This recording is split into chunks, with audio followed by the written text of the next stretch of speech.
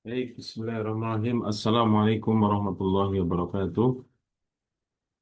Alhamdulillah wa syukurillah la hawla wa la quwwata illa billah. Yang saya hormati Profesor Dr. Suwartono dan juga teman seperjuangan Ibu Isniani Praptanti.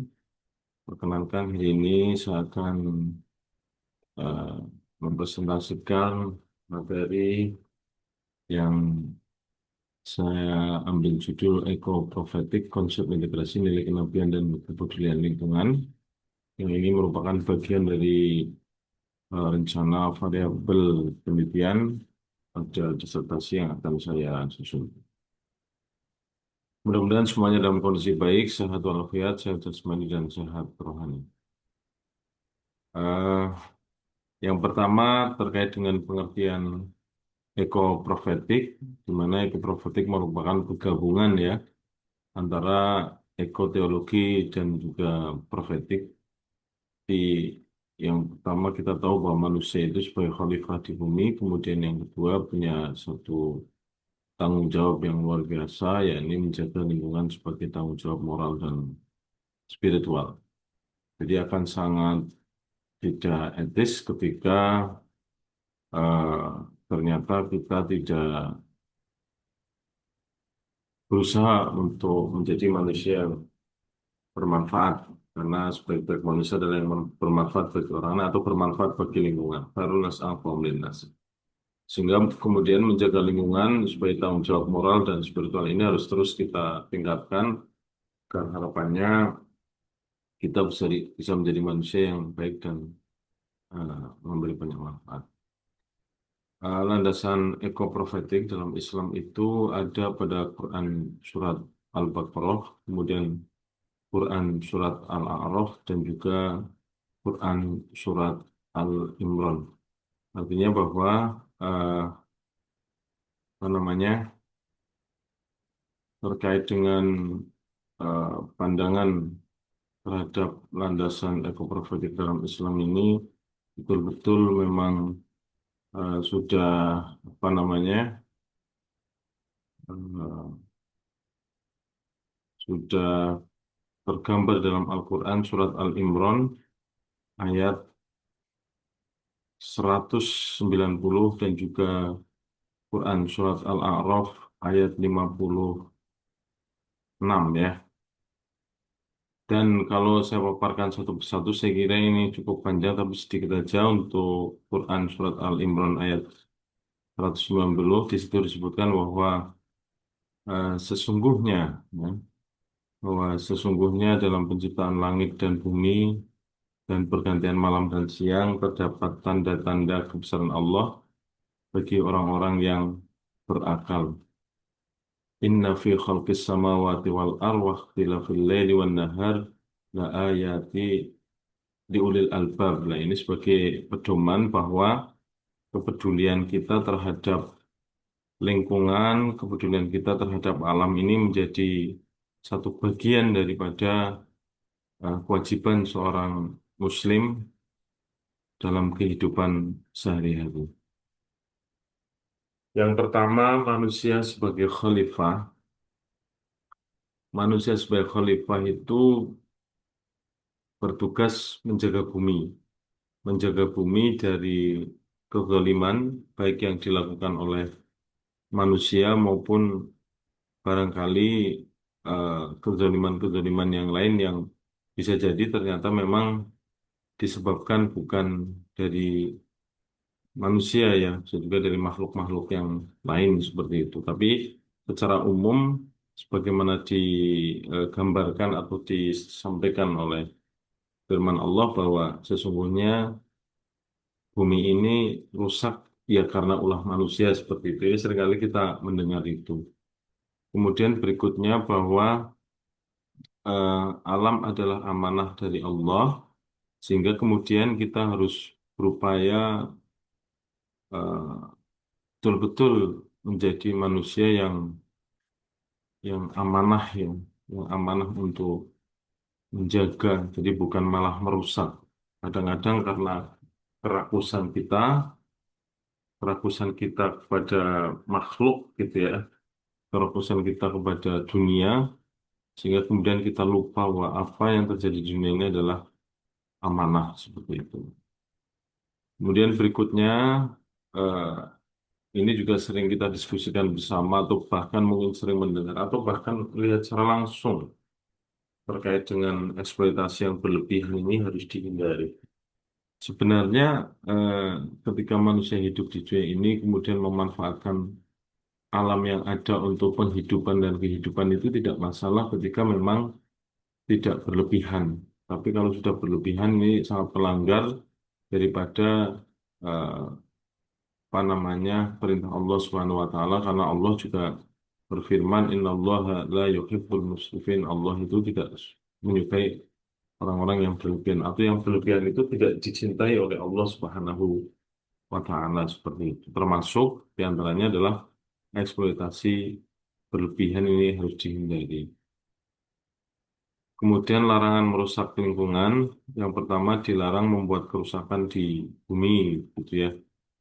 Kemudian kita harus betul-betul bisa menjaga keseimbangan alam, dan kita harus menemukan etika ekologis, gitu. Etika bagaimana menjaga lingkungan yang ada agar lingkungan kita bisa nyaman ya untuk kita tinggali, atau barangkali nyaman untuk eh, masyarakat tinggali seperti itu secara umum. Kemudian nilai-nilai utama ekoprofetik itu ada tiga. Ini sangat mendasar sekali sebagai dasar teori yang memang harus kuat ya dalam rangka untuk mengkaji beberapa temuan-temuan di penelitian saya di novelnya Yahya Matahari. Yang pertama humanisasi, kemudian yang kedua liberalisasi, maaf liberasi, yang ketiga adalah transendensi. Terkait dengan humanisasi, tentunya kita paham dan kita sangat eh, tahu ya, ini mendasar sekali. Peduli terhadap sesama dan lingkungan itu juga bagian dari humanisasi. Jadi empati terhadap sesama manusia, peduli terhadap lingkungan, ini harus terus ditingkatkan, dan itu juga banyak tergambar di dalam karya-karyanya Ahmad Tohari. Kemudian kerja bakti ini alhamdulillah kalau kita sudah sangat apa namanya eh, sangat-sangat paham ya Bapak dan Ibu semuanya bahwa lingkungan masyarakat kita itu betul-betul apa namanya terbiasa masyarakatnya itu memiliki aktivitas kerjasama atau kerja bakti tanpa harus eh, apa namanya tanpa harus di opera-opera ya, istilah orang Jawa bilang, tanpa harus dipaksa, mereka sudah memiliki kesadaran. Itu juga bagian dari humanisasi. Kemudian mengurangi sampah plastik ya, mengurangi sampah plastik, karena sekarang alhamdulillah di Banyumas ini pemerintah daerah sudah sangat peduli terhadap apa namanya eh, sampah plastik, sampai-sampai kita beli di beberapa warung, terutama di warung-warung Alfamart, Indomart itu sudah tidak disediakan apa namanya plastik ya, agar harapannya mengurangi sampah plastik. Walaupun memang di Banyumas ini sudah sangat bagus di dalam penanganan eh, sampah atau penanggulangan sampah yang kemudian menjadi percontohan bagi lingkungan yang ada di wilayah Jawa Tengah, bahkan nasional, bahkan di beberapa negara mancanegara hadir langsung untuk belajar tentang pengolahan sampah. Kemudian liberasi berkaitan dengan membebaskan manusia dari perilaku merusak alam. Jadi bagaimana kita sebagai seorang yang paham tentang kebudayaan alam berusaha untuk mengupayakan membebaskan manusia dari perilaku merusak alam. Jadi kalau kita menemukan orang-orang yang masih memiliki perilaku yang demikian, kita punya tugas untuk memberikan nasihat, kemudian arahan, gitu ya. kepada mereka yang memang tidak bertanggung jawab terhadap eh, kerusakan alam. Kemudian edukasi lingkungan ya, edukasi lingkungan. Nah, edukasi lingkungan ini juga bagian dari literasi. Jadi kepedulian untuk bisa memberikan informasi bahwa lingkungan ini penting, lingkungan ini harus dijaga juga jadi bagian dari literasi. Kemudian gerakan hemat energi itu kita tahu bahwa seringkali kita sendiri kurang begitu peduli ya, yang dekat dengan kehidupan kita, misalkan listrik kadang kita biarkan menyala begitu saja tanpa kita peduli peduli untuk bisa menghemat listrik atau mungkin penggunaan air atau mungkin penggunaan-penggunaan energi-energi yang lain itu. Apalagi di lingkungan sekolah atau kampus itu kita harus sering mengajarkan ketika selesai eh, menyampaikan materi perkuliahan di kelas, tentunya ketika ada kipas angin atau listrik masih menyala ya mestinya kita matikan seperti itu. Terus kemudian berikutnya yang ketiga adalah transendensi ya. Nah, eh, transendensi ini hubungannya adalah hablum minallah ya. Untuk minubillah seperti itu. Untuk minubillah, yakni yang pertama tentunya kita menjaga lingkungan sebagai bagian dari ibadah ya. Menjaga lingkungan sebagai bagian dari ibadah. Karena bagaimanapun kita tercipta di dunia ini sebagai khalifah dan juga sebagai Abdullah, sebagai pemimpin sekaligus sebagai hamba. Atas perintah Allah kita diminta untuk menjaga lingkungan, ya mari kita jaga lingkungan kita secara baik. Kemudian berikutnya menanam pohon sebagai amal syariah. Jadi praktek apa namanya praktek nyata terkait dengan transendensi yang berkaitan dengan ekoprofetik diantaranya adalah menanam pohon sebagai amal jariah. Jadi jangan kita anggap remeh bahwa ketika kita melakukan aktivitas menanam pohon ini tidak kemudian tidak berefek ya. Tapi saya kira sangat berefek walaupun memang hanya satu dua pohon di lingkungan kita gitu.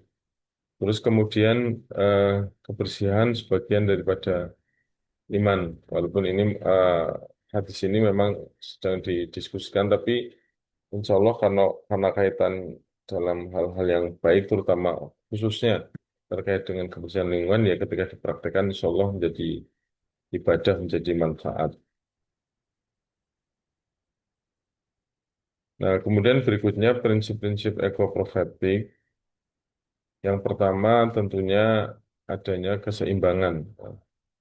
Adanya keseimbangan baik dari sisi pemahaman terhadap tiga pilar profetik tadi, humanisasi, liberasi, dan transendensi, ataupun berkaitan dengan eh, yang ketiga hal itu kita kaitkan dengan bagaimana kita mencoba untuk terus berupaya menjaga situasi lingkungan yang sehat seperti itu, yang aman, yang eh, terjaga dengan baik. Kemudian yang kedua adalah keberlanjutan. Jadi keberlanjutan apa namanya? Keberlanjutan kondisi alam yang baik ini juga akan terus kita upayakan mestinya agar pemahaman terhadap lingkungan yang bersih, lingkungan yang aman itu betul nampak secara nyata dan diimplementasikan karena memang sudah dipahami secara utuh oleh masyarakat secara umum seperti itu. Maka ekoprofetik ini menjadi bagian dari upaya memberikan satu pemahaman kepada manusia agar mereka betul bisa menjaga keberlanjutan kehidupan yang baik yang nyaman di lingkungan masyarakat. Kemudian berikutnya tanggung jawab moral. Jadi tanggung jawab moral ini juga bagian dari prinsip-prinsip ekoprofetik di mana manusia itu tadi yang saya sampaikan di awal harus mampu mempraktekkan terkait dengan eh, tugas manusia di dunia sebagai Abdullah maupun sebagai khalifah seperti itu. Dan yang keempat adalah kesadaran spiritual. Kesadaran spiritual ini tentunya berkaitan dengan bagaimana manusia kemudian betul-betul sadar bahwa hidup beragama atau memiliki satu hal yang dipedomani dalam hal ini agama Islam, agama yang kita anut ya, kita berbicara agama yang kita anut adalah eh, bagian dari upaya kita agar kita bisa selamat. Yang pertama tentunya karena kita hidup di dunia, karena ini masuk pada tataran prinsip-prinsip atau profetik, ya kita berupaya agar kehidupan kita itu memberi banyak manfaat untuk lingkungan dan juga ini praktek nyata terkait dengan implementasi pemahaman terhadap ekoprofetik itu sendiri. Sehingga kemudian ketika menemukan hal-hal yang dianggap tidak sesuai dengan aturan-aturan spiritual atau aturan-aturan agama, maka kita punya kewajiban untuk bisa memperbaiki diri atau bahkan ketika itu terjadi pada orang lain, kita punya kewajiban mengingatkan. Karena mengingatkan sesama muslim itu adalah wajib ya, dan itu bagian dari tugas kita dalam menapaki kehidupan di dunia ini. Kemudian berikutnya, tujuan ekoprofetik eh, tentunya meningkatkan kesadaran ekologis, ya.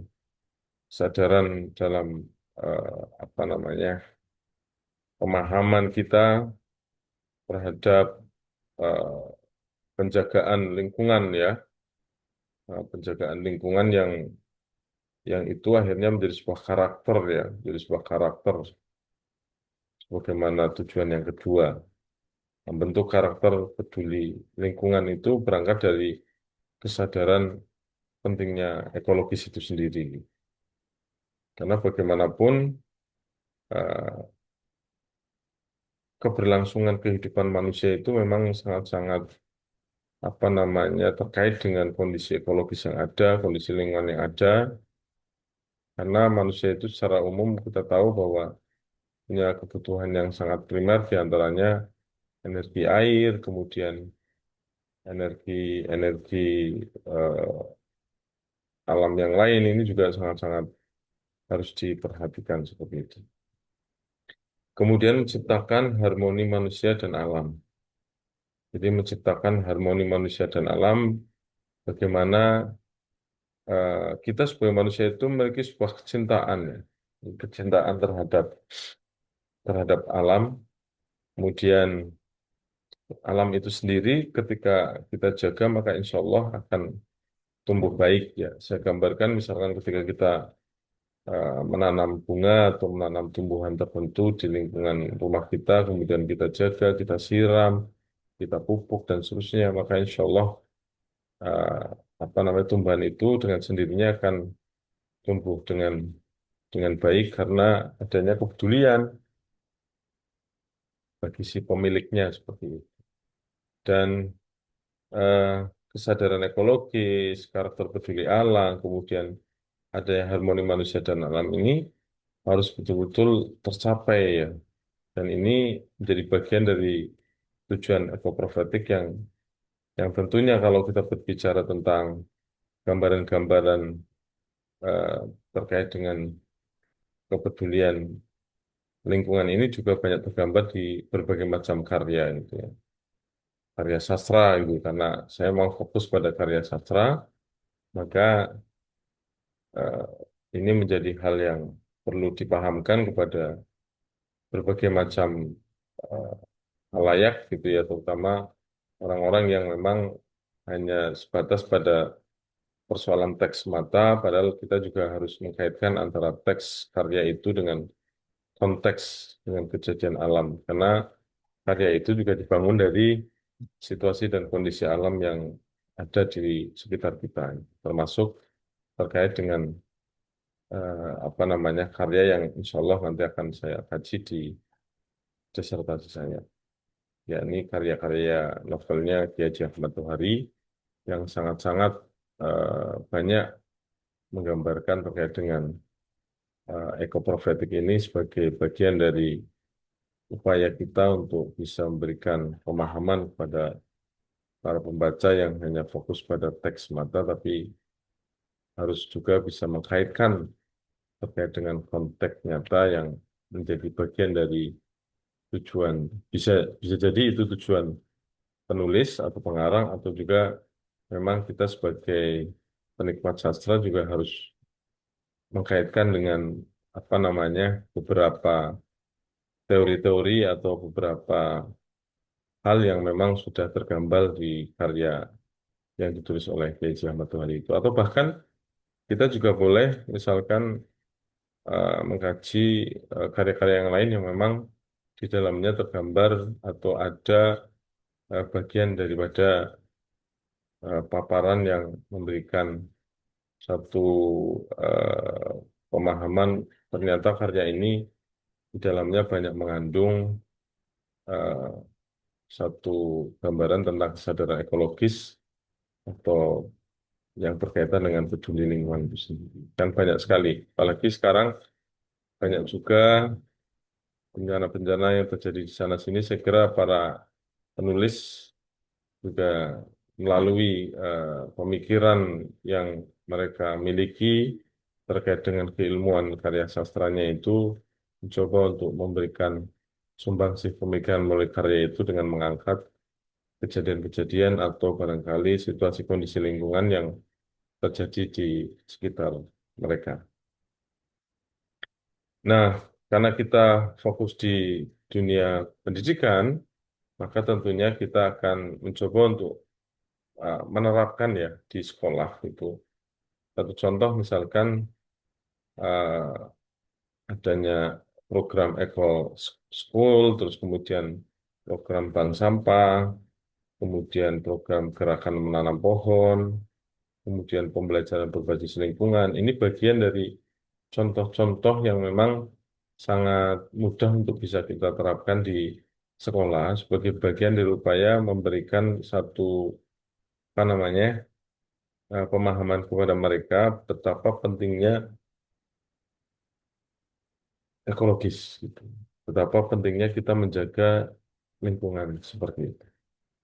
Atau barangkali ini juga bisa diterapkan tidak hanya di sekolah ya, tapi juga di kampus-kampus di universitas, walaupun memang secara umum di beberapa kampus sudah ada pembantu pelaksana yang memang sangat konsen untuk eh, apa namanya melakukan aktivitas penjagaan terhadap lingkungan yang ada. Kan tetapi tanpa adanya kerjasama dengan penduduk atau apa namanya ya yang memang beraktivitas di kampus itu baik itu dosen maupun mahasiswa ataupun pendik atau bahkan orang lain yang hadir ketika melihat kebiasaan baik adanya bank sampah, gerakan menanam pohon dan seterusnya maka insya Allah akan sangat bagus sekali karena ini implementasi nyata terkait dengan penerapan aktivitas yang ada di sekolah atau yang ada di kampus.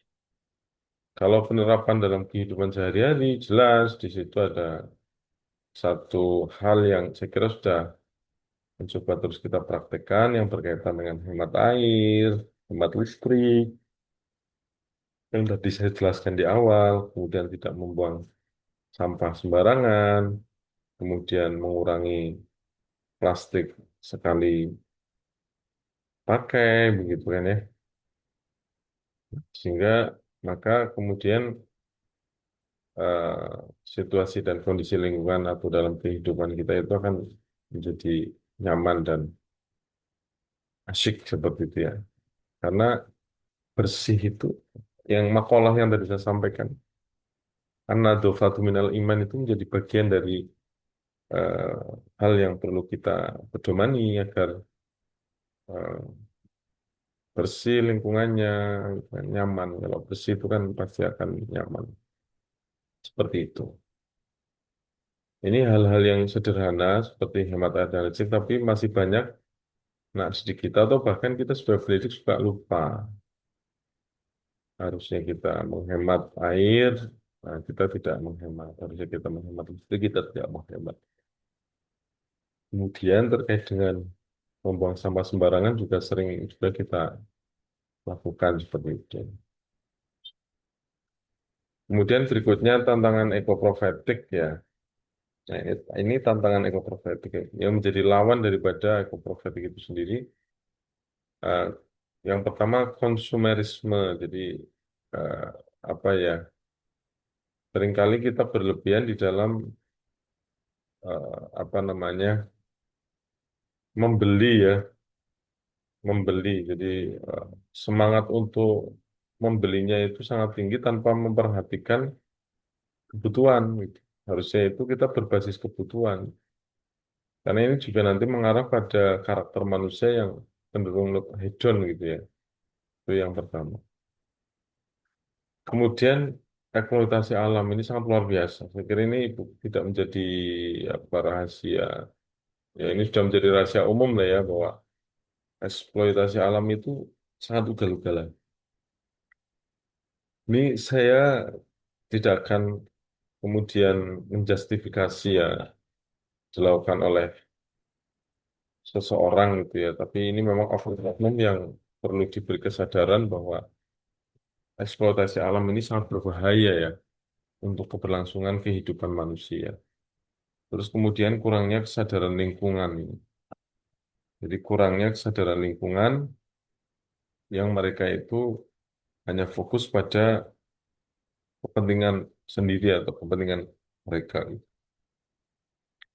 Nah, terkait dengan solusi pengembangan nih Bapak dan Ibu sekalian, yang pertama maka kita harus memikirkan terkait dengan pendidikan yang berbasis spiritual. Jadi pendidikan berbasis spiritual tapi tidak sekedar tekstual semata, tapi betul-betul tergambar melalui implementasi, dimulai dari keteladanan guru dan orang tua ini juga menjadi bagian dari upaya kita, mitigasi kita dalam rangka untuk lebih mempersiapkan anak didik kita atau lebih mempersiapkan eh, penerus-penerus kita agar mereka itu betul-betul bisa mampu untuk eh, siap ya menjaga lingkungan yang ada di sekitar mereka secara baik.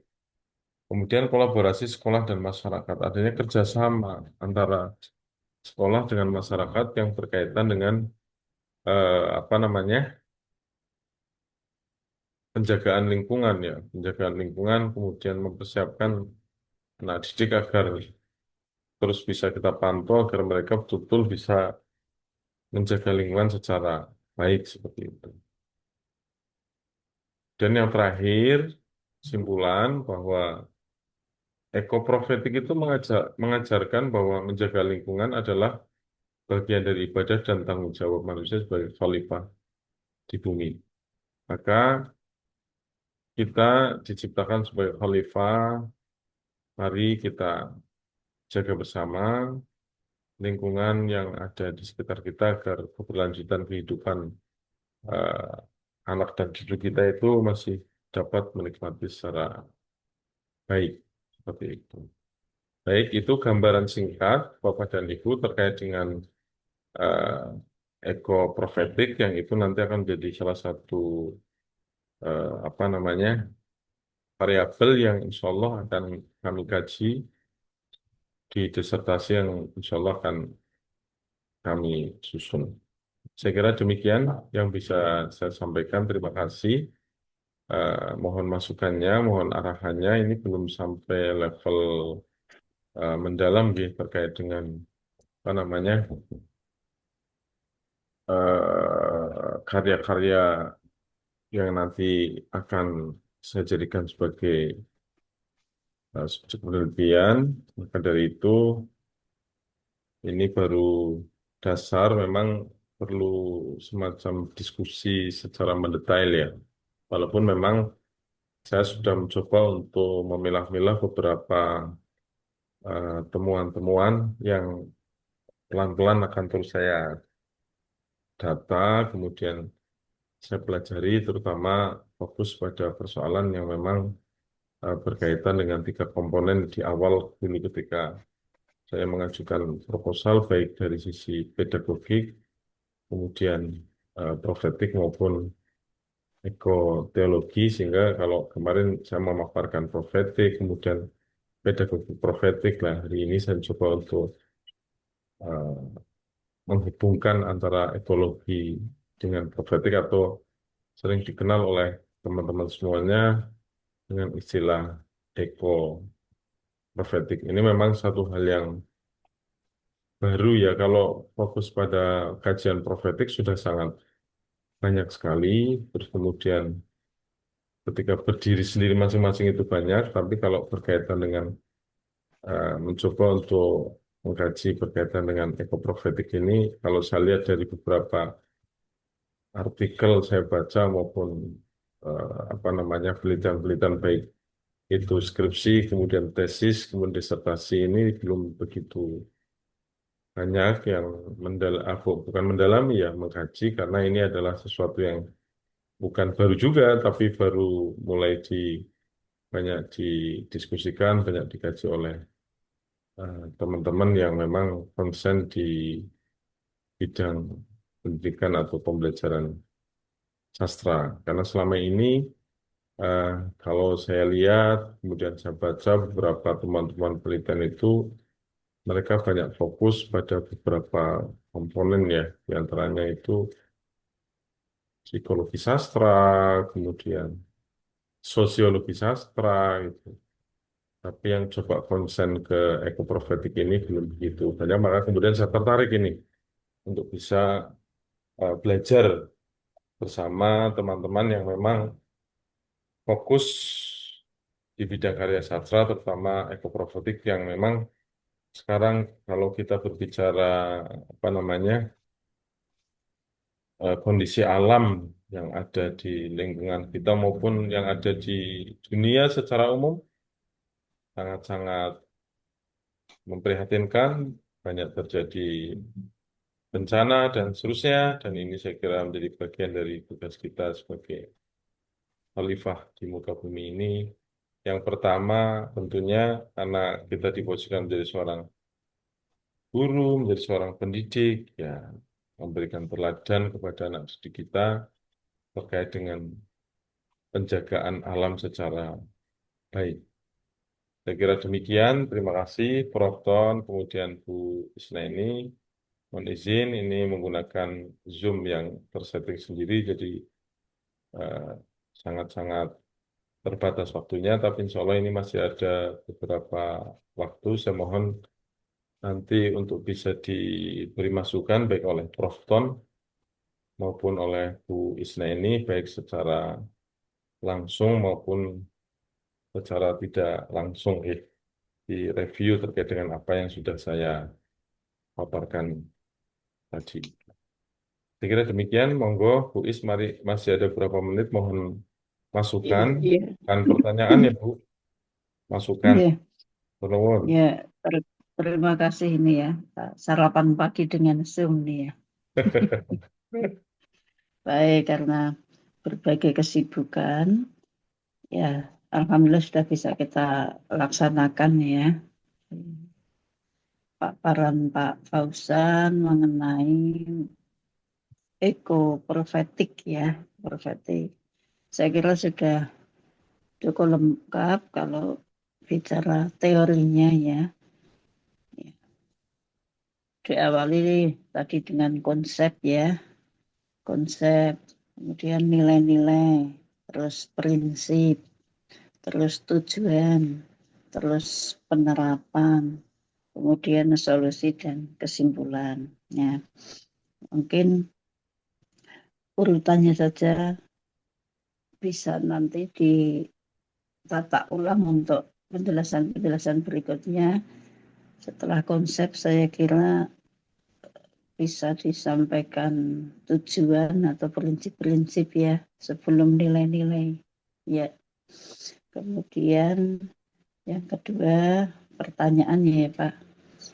Eh, Mahasiswa banyak yang mungkin ya turun ya daya bacanya.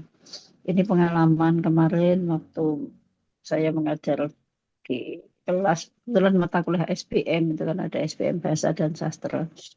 Saya tanya yang senang membaca, berapa yang senang membaca novel, pikir saya kan senang cerita ya anak-anak. Oke. Itu yang tunjuk jari hanya 3. Ya Allah, Oke. ini dari 30-an lah, kelas 4 itu. 3. Kemudian saya sedikit menelusur untuk apa aktivitas membaca mungkin kan dipaksa lewat tugas ya. Nah, saya Oke. minta pengalaman dia. Mungkin saya menyebut mata kuliah tertentu, mungkin kan ada tugas-tugas yang berkaitan dengan membaca, baik fiktif maupun fakta. Nah, Oke. dari 3 mahasiswa itu saya minta untuk menyampaikanlah isi singkatnya atau mungkin sinopsisnya. Ya, yang bisa menyampaikan secara runtut gitu ya terbatas juga paling 2. Oke. Terus yang lain itu juga saya minta hanya mengulangi apa yang sudah didengar itu ya tidak mudah juga. Nah itu masalah bersama. Baik. Nah kita selaku guru atau dosen ingin mahasiswa itu punya kesadaran ekologis, dalam hal ini ekoprofetik ya, pendekatan ekoprofetik. Ya, yang menjadi objek utama analisis adalah novel. Nah, Oke. kalau novel itu saya kira memang eh, harapannya dari kegiatan membaca itu ya, lokusi, olokusi, perlokusinya ya, perlokusinya itu ke tindakan nyata itu. Ya, Oke.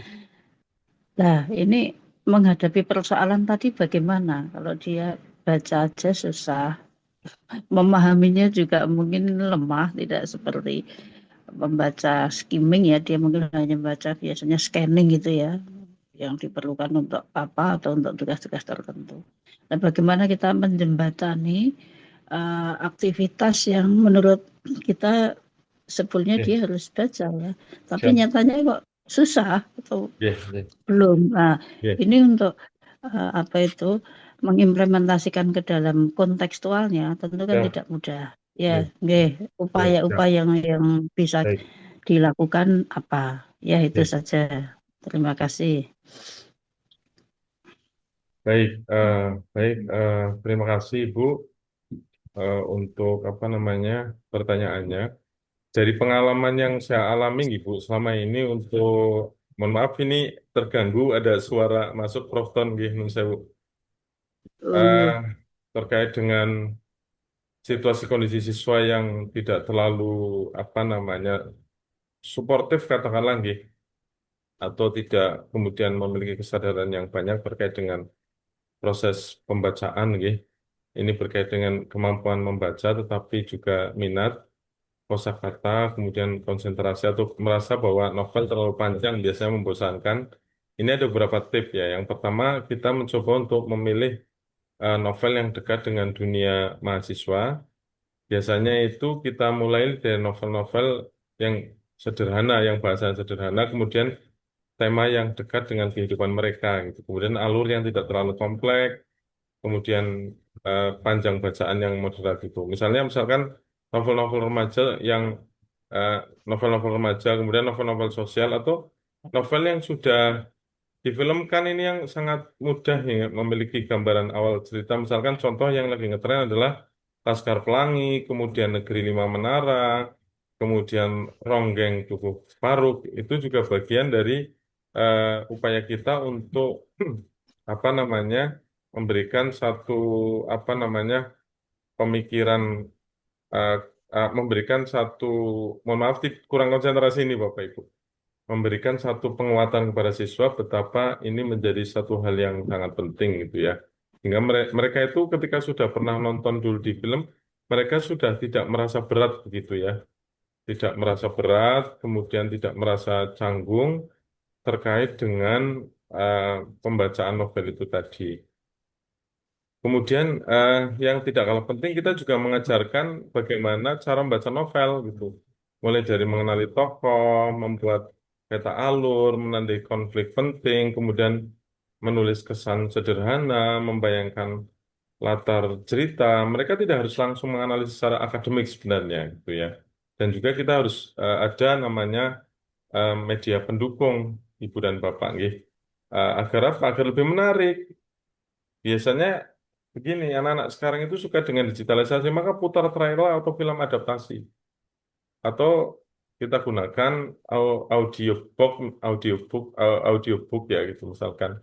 Kemudian buat pembacaan dialog, diskusi tokoh favorit, gunakan mind map, atau untuk infografis cerita itu juga sangat membantu mahasiswa untuk bisa eh, paham karena mereka itu dekat dengan visual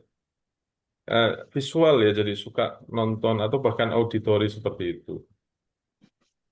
Seringkali kita menghakimi siswa ini juga satu hal yang harus kita hindari. Maka budaya membaca tanpa menghakimi itu juga menjadi penting. Mahasiswa yang lemah membaca sering takut salah atau malu biasanya. Maka kita harus menghindari namanya membandingkan dengan mahasiswa lain, mentertawakan kesalahan, membuat tugas selalu berat di awal dan seterusnya. Kita beri apresiasi kemajuan kecil, beri umpan balik positif, fokus pada proses bukan hanya hasil. Karena memang kondisi ini Bu Is, kondisi mahasiswa kita itu sangat berbeda ya antara tahun-tahun dulu dengan sekarang. Jadi literasinya itu jauh banget itu. Maka ini harus betul-betul kita terus eh, apa namanya dampingi secara maksimal gitu ya. Apalagi sudah masuk ke ranah pemahaman inti daripada eh, cerita itu atau yang memang ada pada novel itu. Maka teruslah kita hubungkan novel dengan kehidupan nyata. Itu pasti itu, nggih. Dan lanjutkan dengan diskusi kolaboratif antara kita dengan mahasiswa. Dan kita tahu ada diskusi berkaitan dengan yang paling sederhana yang sering kita diskusikan dengan mahasiswa terkait dengan nilai moral, kemudian kritik sosial, lingkungan, pendidikan ini juga menjadi satu hal yang sangat penting. Dan kita beri tugasnya tugas yang kreatif gitu, membuat video singkat, diari tokoh, atau podcast diskusi novel dan seterusnya yang seperti itu barangkali itu juga bisa memacu ya mereka untuk lebih banyak literasi seperti itu banyak apa namanya memahami atau semakin mencintai semakin senang terhadap aktivitas yang kita lakukan. Seperti itu kurang lebih Bu Is sebagai pemantik agar mereka itu apa namanya menyadari bahwa ini satu hal yang sangat